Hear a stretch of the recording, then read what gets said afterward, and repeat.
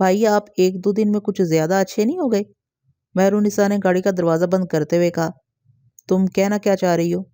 رامش خیال نے گاڑی سٹارٹ کر کے اسے دیکھا۔ ایک تو تمہیں تمہاری دوست کے پاس لے جا رہا ہوں، اوپر سے تم باتیں بنا رہی ہو۔ نہ جاؤ۔ ارے نہیں بھائی، ناراض نہ ہو۔ وہ سنبھل کر بیٹھ گئی۔ بنگلے کے اونچے گیٹ پر گاڑی رکی تو ایک گارڈ بڑی مستعدی سے چلتا ہوا ان کے نزدیک آیا، جبکہ دوسرا گارڈ گیٹ پر کھڑا رہا۔ جی سر۔ گاڑی کے نزدیک آنے والے گارڈ نے مؤدبانہ آواز میں کہا۔ آرزو بیوی سے ملنا ہے۔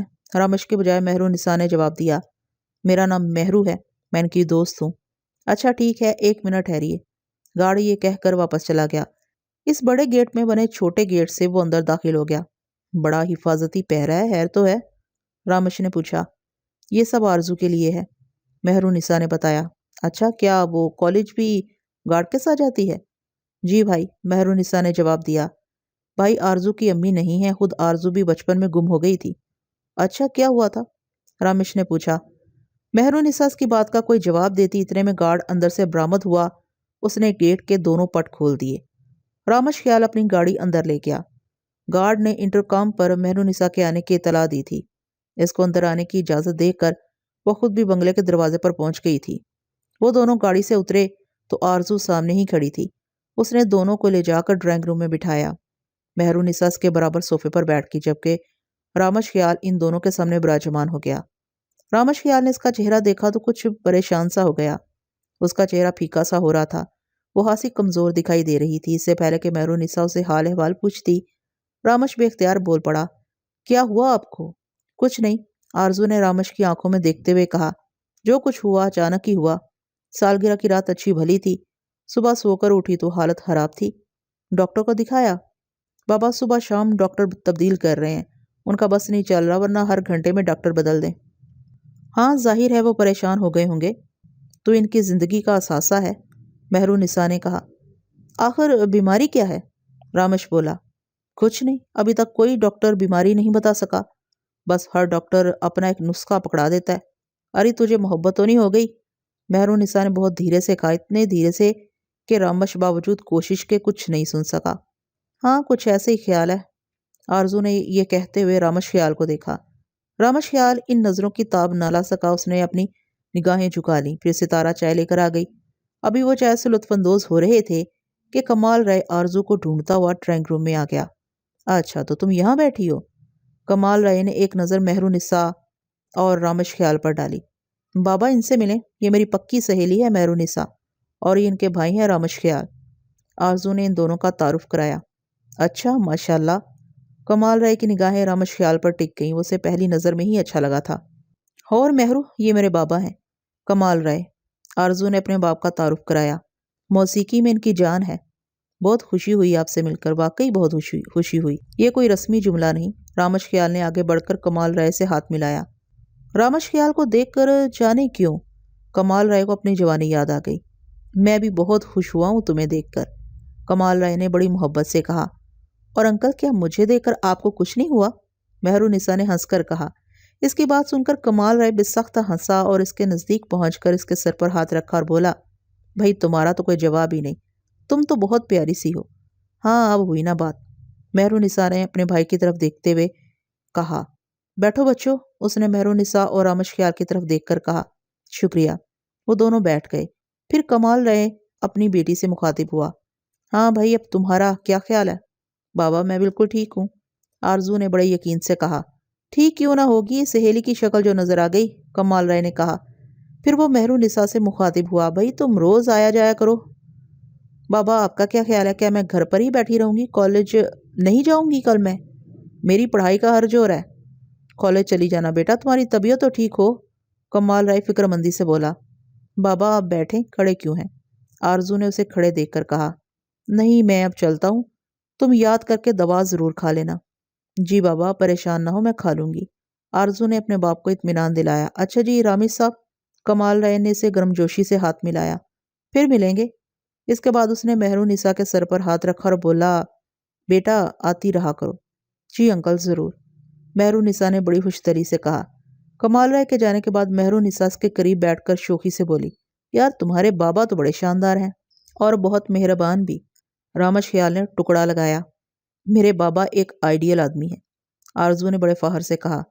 मेरी माँ से उन्हें इस कदर मोहब्बत है कि आज तक दूसरी शादी नहीं की। दादी ने बहुत दबाव डाला, मगर ये टस से मस नहीं हुए। खुद मैंने भी कहा, जब मैं अपने बाबा को तन्हा देखती हूँ तो मेरा दिल कुड़ता है, मगर वो हंसकर टाल जाते हैं, कोई जवाब नहीं देते। हाँ क्यों नहीं, आरजू ने कहा। कहते हैं तुम कैसी बेटी हो जो सौतेली माँ के लिए इस कदर परेशान हो। यह सुनकर रामश ख्याल हंस पड़ा। ठीक ही तो कहते हैं। इस दिन वो दोनों आरजू के पास खासी देर बैठे रहे। रामश ख्याल ने अपने मोबाइल फोन से दोस्त को मुतला कर दिया था कि वो नहीं आ सकेगा, लिहाजा इत्मीनान था। वो दोनों इसके साथ गपशप करते रहे। आरजू का भी दिल लगा रहा। रात को मेहरुनिसा अपने बेड पर लेटी कोर्स की किताब पढ़ रही थी कि रामश ख्याल इसके कमरे में आ गया। मेहरुनिसा ने किताब बंद करके अपने भाई के चेहरे को बगौर देखा और मुस्कुरा कर बोली, हैरियत? हाँ सब हैरियत है। रामश ख्याल ने एक कुर्सी उठाकर बेड के नजदीक रखी और इत्मीनान से बैठ गया। फिर बोला, क्या हो रहा था? भाई एजुकेशन की किताब देख रही थी। मेहरुनिसा ने किताब इसके सामने करते हुए कहा। मेहरू एक बात बताओ, रामश ख्याल ने बड़ी संजीदगी इख्तियार करते हुए कहा। अरे भाई आप तो बड़े सीरियस हो रहे हैं, आखिर मामला क्या है? वो जरा संभल कर बैठ गई। मेहरू तुझे आरजू कैसी लगती है? रामश ख्याल ने एक गैर मुतवक्को सवाल किया। भाई वो मेरी दोस्त है, कॉलेज में हम एक दूसरे के साथ रहते हैं, शौक है, हंसमुख है, लाखों में एक है। वो मुझे बहुत अच्छी लगती है। मेहरुनिसा ने किताब एक तरफ रखते हुए कहा। पर भाई आप क्यों पूछ रहे हैं? मेहरू इसका मतलब है हम आइंदा एक दूसरे के रकीब बन जाएंगे। रकीब? पहले तो उसकी समझ में ना आया। उसने मासूमियत से इस लफ्ज को दोहराया। जब इसकी समझ में आया तो वो एक उंगली उसे दिखाकर बोली, अच्छा तो आप भी मेरी सफ में खड़े हो गए भाई, ये कितनी बुरी बात है। कोई किसी को अच्छा लगे तो उसमें भला बुराई की क्या बात है? रामश ख्याल ने उसकी आंखों में देखते हुए कहा। मेहरू मैं उसे पसंद करने लगा हूँ, मैं उसे शादी करना चाहता हूँ। आप जानते हैं आप क्या कह रहे हैं? मेहरुनिसा के चेहरे पर उदासी फैल गई। हाँ मैंने जो कुछ कहा बहुत सोच समझ कर कहा है। वो बड़े एतमाद से बोला। आपने सोचा ही तो नहीं, अगर सोचा होता तो ऐसी बात हरगिज जुबान पर ना लाते। किसी को पसंद करना गुनाह है क्या? पसंद करना तो गुनाह नहीं, लेकिन शादी की बात करना गुनाह है। क्या लोग अपनी पसंद से शादी नहीं करते? शादी करते हैं, लेकिन सिर्फ वो लोग जिनकी मंगनी ना हुई हो। मेहरुनिसा ने दो टोक लहजे में कहा। मैं इस मंगनी को नहीं मानता। आपके मानने या ना मानने से क्या होगा? ये मंगनी हमारे बड़ों ने तय की है। इस मंगनी से इनहराफ मुमकिन नहीं। आखिर शकीला का क्या कसूर है? वो आपके ताया की बेटी है और एक अरसे से आपके नाम पर बैठी है। मेहरुनिसा ने उसे समझाने की कोशिश की। वो मुझसे 2 साल बड़ी है। रामश ख्याल ने एतराज उठाया। तो इससे क्या होता है? हमारे यहाँ बड़ा छोटा कब देखा जाता है? हमारे बड़े जो रिश्ता तय कर देते हैं वो टल हो जाते हैं। आप जानते हैं कि ये रिश्ता हमारे दादा ने तय किया था। आप ये बात जानते हैं कि नहीं? हाँ मेहरू जानता हूँ, मैं सब जानता हूँ। उसके लहजे में कमजोरी आने लगी। फिर आप ये भी जानते होंगे कि हमारे दादा कैसे थे? मेहरुनिसा ने माजी याद दिलाया। वैसे ही जैसे चौधरी मलक खान और वडेरे होते हैं। रामश ख्याल ने फौरन जवाब दिया। उनके लिए कोई जुर्म जुर्म नहीं होता। मेहरुनिसा ने इसके जुमले की वजाहत चाही। हाँ बिल्कुल, रामश ख्याल ने फौरन कहा। फिर ये समझ लें कि ताया भी इन्हीं दादा के बेटे हैं। मंगनी तोड़ने की सजा जाने आपको किस सूरत में मिले। मेहरुनिसा ने उसे रोशनी दिखाते हुए कहा। लेकिन मेहरू, मैं ये बात 100% तय कर चुका हूँ कि आरजू से शादी करके रहूंगा, चाहे इसके लिए मुझे कितने ही दुख झेलने पड़े। उसने अंधेरे कबूल करने का अहद किया। भाई क्या ये यकतरफा फैसला नहीं? मेहरुनिसा ने अब गुफ्तगू का रुख तब्दील किया। मैं समझा नहीं। रामश ख्याल ने उसे सवालिया निगाहों से देखा। आप आरजू से शादी इसी वक्त करेंगे जब वो और इसके वालिद इस शादी पर रजामंद होंगे। आज आपने इसके बाबा को भी देख लिया। मुझे तो वो राजा महाराजा से कम नजर नहीं आते। मेहरू मेरी बहन, फिर मैं क्या करूं? आरजू मुझे ना मिली तो फिर मुझे कोई ना पा सकेगा। रामश ख्याल की आवाज में चैलेंज भी था और मायूसी भी। ये 2 मुलाकातों में आखिर उसने ऐसा क्या जादू कर दिया?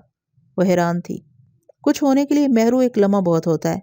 कभी इस लम्हे का हमें फौरन इदराक हो जाता और कभी इस लम्हे का चंद दिन बाद पता चलता है। ये खेल होता एक लम्हे का ही है। भाई आरजू ने 2 मुलाकातों में ही आपको फलसफी बना दिया।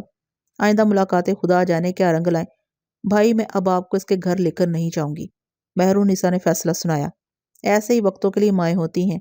अगर आज मेरी माँ होती तो वह हरगिज ऐसा ना कहती। और ऐसे ही वक्तों के लिए बाप होते हैं। अगर आज हमारे बाबा होते तो वो आपको ऊंच नीच समझाते, आपको हरगिज बहकने ना देते। मेहरुनिसा ने तुर्की बा तुर्की जवाब दिया। बुरा हो इस हबीस का जिसने हमारे वालिदैन की जान ली। रामश ख्याल एकदम सुलग उठा। जी चाहता है कि इसे जिंदा کروں اور پھر گن گن کر اس سے اپنے والدین کے قتل کا حساب لوں۔ تایا بتاتے ہیں کہ اس کا بہت برا انجام ہوا۔ پہلے وہ اندھا ہوا، پھر مفلوج، اور مفلوج بھی ایسا کہ مہینوں بستر پر پڑا سسکتا رہا۔ سزا تو وہ اپنی زندگی میں ہی پا گیا، لیکن اس کی موت سے ہمارے ماں باپ تو واپس نہیں آئے۔ بس بھائی، یہی وہ نکتہ ہے جسے ہم سمجھ لیں تو انتقام کی آگ میں جل کر کبھی اندھے نہ ہو۔ قاتل کو مار کر خود قاتل بننا بڑی حماقت ہے، اس لیے کہ مقتول کبھی واپس نہیں آتا۔ قاتل کو مار کر دل کی آگ تو ٹھنڈی ہوتی ہے، رامش خیال نے دلیل دی۔ میں نہیں سمجھتی کہ کبھی ایسا ہوتا ہوگا۔ کسی کی جان لینا خود کو ہلاکت میں ڈالنا ہے۔ البتہ قاتل کو معاف کر دینا یا صبر کرنا ضرور دل کی آگ ٹھنڈا کرنے کا موجب ہو سکتا ہے، اور اللہ صبر کرنے والوں کے ساتھ ہوتا ہے، اور ظلم کرنے والوں کو وہ کبھی نہیں بخشتا۔ آپ دیکھ لینا روشن گوٹھ کے روشن رائے کا کیا حشر ہوا۔ اس انجام کو سب نے دیکھا۔ چلو چھوڑو ان پرانی باتوں کو، بات کہاں سے کہاں پہنچ گئی۔ گڑے مردے اکھاڑنے سے کیا فائدہ۔ تو میں بات کر رہا تھا۔ وہ کہتے کہتے رک گیا اور اپنی بہن کو ملتجیانہ نظروں سے دیکھنے لگا۔ مہرالنساء کے اختیار میں ہوتا تو وہ کل ہی ان دونوں کا نکاح پڑوا دیتی، لیکن وہ جانتی تھی کہ اس کا بھائی کیا مانگ رہا ہے۔ وہ اپنے بھائی کو آگ سے کھیلنے کی ہرگز اجازت نہیں دے سکتی تھی، لیکن وہ اسے صاف طور پر انکار بھی نہیں کر سکتی تھی۔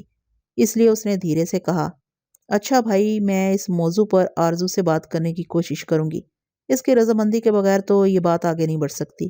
مہرالنساء سے کہہ دینا اگر وہ مجھ سے شادی کرنے کے لیے راضی نہ ہوئی تو پھر اس کی شادی کسی سے نہ ہو سکے گی۔ رامش خیال نے بڑے تیکھے لہجے میں کہا، اور پھر ایک لمحہ بھی اس کے کمرے میں نہ رکا۔ بھائی کا یہ رویہ اس کے لیے بالکل نیا تھا۔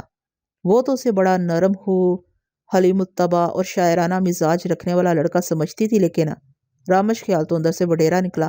آخر وہ ایک بڑے زمیندار کا پوتا جو تھا۔ خون نے بلاخر رنگ دکھایا۔ آرزو نے 2 دن بعد کالج جانا شروع کر دیا۔ اس کی طبیعت بحال ہو گئی، چہرے کی سرخی آہستہ آہستہ واپس آئی۔ اس میں چند دن لگے، لیکن نکاہت 2 دن میں دور ہو گئی۔ نشے کسی کیفیت بھی نہ رہی، وہ پھر سے نارمل ہو گئی۔ پیٹ پر سانپ کے ڈسنے کے نشان اب بھی موجود تھے۔ پہلے وہ 2 ننھے گڑھے سے تھے جن کی رنگت نیلی سی تھی، اب وہ دونوں گڑھے بھر کر دانوں کی شکل اختیار کر گئے تھے اور سرخی مائل ہو گئے تھے۔ وہ اس معاملے کو باوجود کوشش کے سمجھ نہیں پائی تھی۔ سنہری سانپ کو اس نے اپنی آنکھوں سے دیکھا تھا، اس نے اسے ڈسا بھی تھا کہ پیٹ پر اس کی نشانی موجود تھی، لیکن اس ڈسنے کا اثر کسی خطرناک صورت میں نہیں نکلا تھا۔ اس نے اس معاملے کو اپنے تک محدود رکھا تھا، کسی کو کچھ نہیں بتایا تھا۔ اگر یہ بات کسی طرح کمال رائے کو معلوم ہو جاتی تو جانے اس پر کیا گزرتی۔ آرزو بھی اس کی جان تھی۔ یہی وجہ تھی کہ جب وہ آرزو کو لے کر کراچی منتقل ہوا تھا تو اس نے آرزو کو سختی سے تنبیہ کی تھی کہ وہ کسی کو اپنی فیملی بیک گراؤنڈ کے بارے میں کچھ نہ بتائے۔ اس نے اسے اپنا نام بھی بتانے کے لیے منع کر رکھا تھا۔ پھر کچھ عرصے کے بعد اس نے بتانے کی اجازت دے دی۔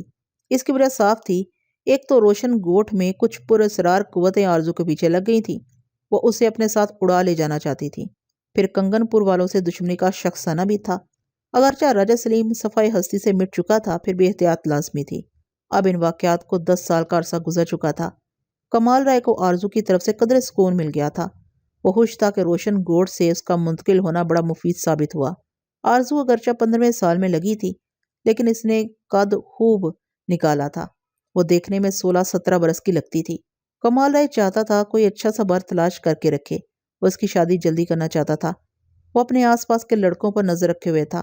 ایک رات روشن گوٹھ سے نفیسہ بیگم کا فون آیا۔ نفیسہ بیگم کا فون آنا کوئی ایسا مسئلہ نہ تھا۔ وہ کمال رائے اور آرزو کی حیثیت معلوم کرنے کے لیے فون کیا ہی کرتی تھی، لیکن یہ فون قیامت کی خبر لایا۔ نفیسہ بیگم بڑے آرام سے فرما رہی تھی، بیٹا میں آرزو کی بات پکی کر رہی ہوں، تم کل روشن گوٹھ آ جاؤ۔ کیا؟ کمال رائے سر پکڑ کر بیٹھ گیا۔ یہ ایک بے آواز دھماکہ تھا، ایسا دھماکہ جس نے کمال رائے کے جسم کی بجائے روح میں شگاف ڈال دیے تھے۔ اس کی سمجھ میں نہ آیا کہ ماں کو اچانک کیا ہوا ہے۔ آرزو کون سی اتنی بڑی ہو گئی تھی کہ اس کے رشتے آنے بند ہونے والے تھے؟ بے شک وہ سن بلوغ کو پہنچ چکی تھی، لیکن ابھی اس کی عمر ہی کیا تھی؟ ابھی اس نے زندگی کی 15ویں سیڑھی پر قدم رکھا تھا۔ پھر وہ اتنی حسین لڑکی تھی کہ رات چلتے اس کے رشتے ملتے تھے۔ اسے رشتوں کی کیا کمی تھی؟ یہ ماں نے نہ جانے کہاں بات پکی کرنے کی حامی بھر لی۔ اسے یقین تھا کہ 8 بھائیوں کی اولاد میں سے ہی کوئی لڑکا آرزو کے لیے منتخب کیا گیا ہوگا۔ ماں نے تو حد کر دی تھی۔ یہ ٹھیک ہے کہ وہ لڑکی کی دادی تھی، وہ اس کے لیے کسی لڑکے کا انتخاب کر سکتی تھی، لیکن وہ بھی تو آخر لڑکی کا باپ تھا، اور ایسی لڑکی کا باپ جس کی وجہ سے اس نے اب تک دوسری شادی نہیں کی تھی۔ اسے ماں نے یکسر نظر انداز کر دیا تھا۔ کمال رائے نے فون پر زیادہ بات نہ کی، اپنے غصے پر قابو پاتے ہوئے صرف اتنا کہا، ماں میں کل آ رہا ہوں، میرے آنے کا انتظار کریں۔ آرزو کا ہاتھ میں ذرا سوچ سمجھ کر کسی کے ہاتھ میں دوں گا۔ نفیسہ بیگم کو کمال رائے کی یہ بات کچھ زیادہ پسند نہیں آئی۔ اس کا خیال تھا کہ کمال رائے بات پکی ہونے کا ذکر سن کر کھل اٹھے گا، اپنی ماں کی اس دانش مندی پر داد دے گا، لیکن یہاں تو داد دور کی بات تھی، اس نے یہ بھی نہ پوچھا کہ ماں لڑکے کا نام کیا ہے۔ جب وہ دوسرے دن روشن گوٹھ پہنچا تو وہ لڑکا حویلی میں آیا بیٹھا تھا۔ لڑکے کے ماں باپ بھی تھے۔ کمال رائے نے بڑا صحیح اندازہ کیا تھا، وہ 7ویں ماموں کا 8واں بیٹا تھا۔ عمر تو خیر اس کی ٹھیک تھی، وہ 21-22 سال کا ہوگا، باقی کچھ ٹھیک نہ تھا۔ لڑکے کو دیکھ کر اسے اپنی ماں کی عقل پر رونا آیا۔ لڑکا بمشکل میٹرک پاس تھا، سیاہ چمکتا ہوا رنگ، پہلوانوں جیسا قد و کاٹ، بغل میں ریوالور، کندھے پر گولیوں کی پیٹی، کلف لگے سفید کپڑے۔ کمال رائے اپنی ماں کو ڈرائنگ روم سے اپنے بیڈ روم میں لے آیا اور اپنے جذبات پر قابو پانے کی کوشش کرتے ہوئے بڑے دھیمے لہجے میں بولا، تم نے یہ لڑکا منتخب کیا ہے اپنی آرزو کے لیے؟ ماں کیا وہ تمہاری پوتی نہیں؟ ارے تبھی تو اس کے لیے فتح محمد کو پسند کیا ہے، یہ بھائی فیض محمد کا سب سے لائق بیٹا ہے، اس نے بڑے اطمینان سے کہا۔ ماں ایم اے کیا ہے آرزو نے، کمال رائے کے لہجے میں طنز تھا۔ ارے ایم اے پاس کیا کرنا ہے، کون سی اس نے نوکری کرنی ہے، ارے زمینداری ہی تو کرنا ہے، اس کے لیے میٹرک پاس بھی بہت ہے۔ نفیسہ بیگم نے اس کے طنز کی کوئی پرواہ نہ کی۔ اور ماں شکل و صورت، تم نے اپنی آرزو کو تو دیکھا ہوگا، کمال رائے نے پھر وار کیا۔ لے اپنی آرزو کے لیے بہت اچھا ہے، اور پھر مرد کی شکل و صورت کب دیکھی جاتی ہے، زمیندار باپ کا زمیندار بیٹا ہے، 6 فٹ کا جوان ہے، اور ہمیں کیا چاہیے؟ ماں مجھے اس لنگور کو نہیں دینی اپنی بیٹی۔ اور ماں اب ایک بات اور غور سے سن لو، تمہیں اب آرزو کا رشتہ ڈھونڈنے کی ہرگز ضرورت نہیں۔ کمال رائے کے لہجے میں تنبیہ تھی۔ ارے تو کیا زندگی بھر بٹھا کے رکھے گا اپنی بیٹی کو؟ ماں اب اس کی عمر ہی کیا ہے، 15ویں میں لگی ہے۔ میں بھی لڑکیوں کی شادی جلدی کرنے کے حق میں ہوں، لیکن اب اتنی جلدی میں بھی نہیں ہوں کہ کسی لنگور کے ہاتھ میں اس کا ہاتھ پکڑا دوں۔ لیکن بیٹا میں نے تو بھائی فیض محمد کو زبان دے دی ہے۔ ماں یہ تو تم نے عقل مندی کا ثبوت نہیں دیا، کمال رائے تیز لہجے میں بولا۔ اب آپ اپنے بھائی سے کہہ دو، آرزو بھی پڑھ رہی ہے، میں اس کی شادی 7-8 سال سے پہلے نہیں کروں گا۔ اگر وہ اس بات پر بھی راضی ہو گئے تو؟ نفیسہ بیگم نے خدشہ ظاہر کیا۔ پھر مجھے خودکشی کرنا ہوگی، کمال رائے نے جھنجھلا کر کہا۔ اچھا چل، میں انہیں کسی طرح ٹالتی ہوں، اب تو ان کے سامنے نہ پڑنا، بہتر یہ ہے کہ فوراً کراچی واپس چلا جا۔ نفیسہ بیگم نے راہ دکھائی۔ ٹھیک ہے ماں، میں واپس جا رہا ہوں۔ یہ کہہ کر کمال رائے حویلی سے اس طرح بھاگا جیسے اس کے پیچھے ڈاکو لگے ہوں۔ پتہ نہیں نفیسہ بیگم نے اپنے بھائی فیض محمد کو کیا پٹی پڑھائی کہ وہ خاموشی سے اپنے بیٹے کو لے کر حویلی سے چلا گیا۔ وہ بات نہ نفیسہ بیگم نے کمال رائے کو بتائی اور نہ کمال رائے نے اپنی ماں سے پوچھی۔ کمال رائے ایک باپ تھا، اور ایک روشن خیال باپ تھا۔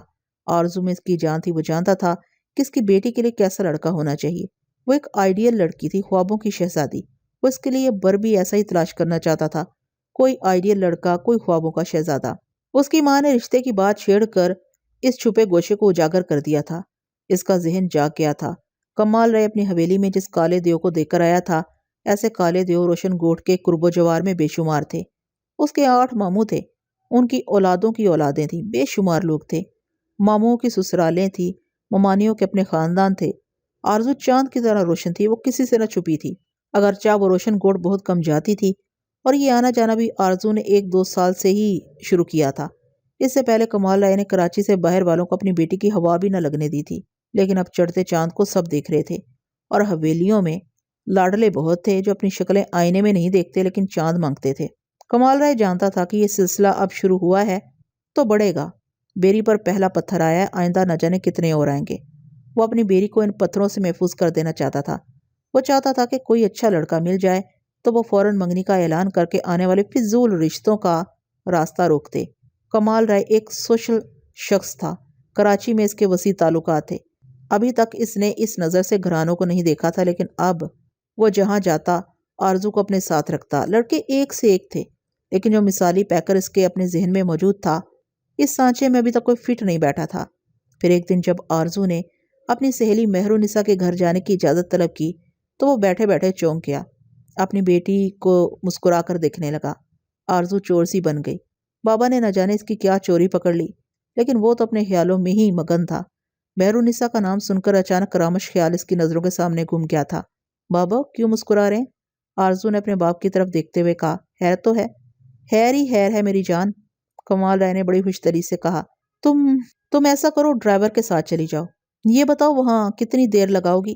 بابا اس کے ہاں پہلی بار جا رہی ہوں، وہ اتنی جلدی تو جا نہیں چھوڑے گی۔ 2-2.5 گھنٹے تو ضرور لگیں گے۔